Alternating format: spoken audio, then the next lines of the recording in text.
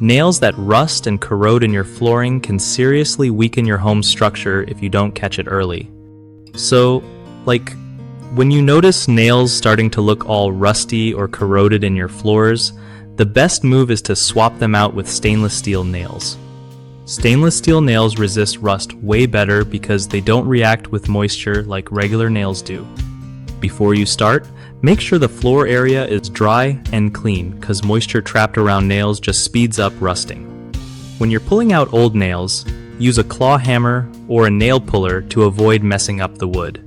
After removing the bad nails, replace them with stainless steel ones that are the same length and thickness to keep everything stable. If you're dealing with a big section, try to check for any signs of wood damage or mold and fix that first. Also, think about sealing your floors to keep water out and stop future rust problems. Trust me, taking these steps keeps your floors solid and safe for years. One of the biggest mistakes is ignoring those rusty nails until the floor starts creaking or loosening, which makes the fix way harder and more expensive. To avoid this, do regular checks on your floors for signs of corrosion or looseness. Another problem is using regular steel nails when replacing old ones, which just brings back the rust issue fast. Always go with stainless steel nails for durability.